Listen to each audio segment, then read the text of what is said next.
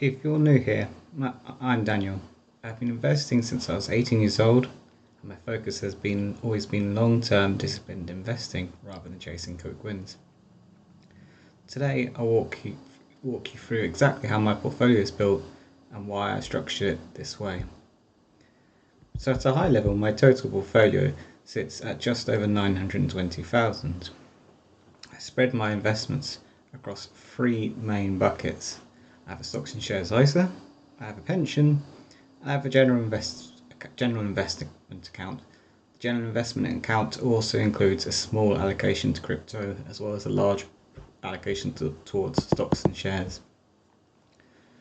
My overall goal is long-term growth combined with increasing passive income while staying as tax efficient as possible as we can in the UK. Let's start with my stocks and shares ISA.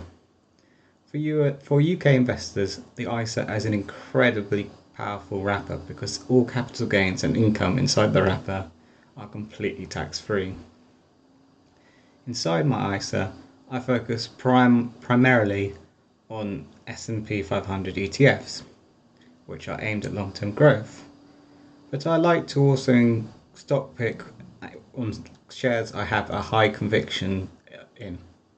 And I'd say these are about 5 to 10% of my ISA portfolio, but this can change depending on conviction. Sometimes I'll weight it more to those individual shares, and other times I'll weight it less, depending on what I have conviction in at the time. For most UK investors, after building an emergency fund, I'd say prioritising your ISA is usually one of the smartest long-term moves you can make. Next is my pension, which I hold primarily with Scottish widows.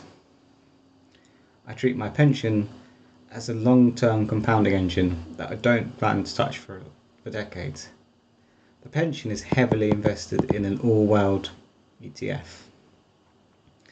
With all my ETFs, I always try and target funds with a low cost ratio.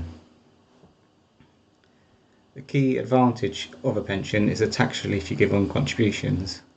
This gives your investments an immediate boost. The strategy inside my pension is very similar to the ISA, which is just a long-term hold my existing investments in there. For me, the pension is all about patience and letting compounding do the heavy lifting over time. My general invest account is similar in style to my stocks and shares ISA. I tend to heavily weight it with an S&P 500 ETF. It is, but I also again there hold high conviction shares, as well as a small crypto allocation of about £10,000 worth of Bitcoin. I view this as a long-term, quite a volatile. I view this as a long-term part of my portfolio, but the Bitcoin I view as quite a bit more volatile. Not something I rely on for my core wealth building, but an asset worthwhile to hold in the long run. Risk management in this section is definitely key. And that's why I tend to keep it as a small proportion of my total portfolio. The main platforms I use is Trading 212, and I use that for my ISA and a small part of the general investment account. And one of the main advantages of the Trading 212 is it's very cheap, and you can easily see what investments you hold, how they're performing over time. And it also has some other really good products, and I quite enjoy using the Trading 212 card. Currently it's giving 1.5% cashback, so I find it very useful. I also use Scottish Widows for my pension, and similarly I also use Scottish Widows for part of my general investment account. And similarly to Trading 212, one of the great advantages of Scottish Widows is it's also very cheap to hold my investments in. I tend to hold my crypto in Revolut, and again, I have aim for cheapness when I'm using Revolut.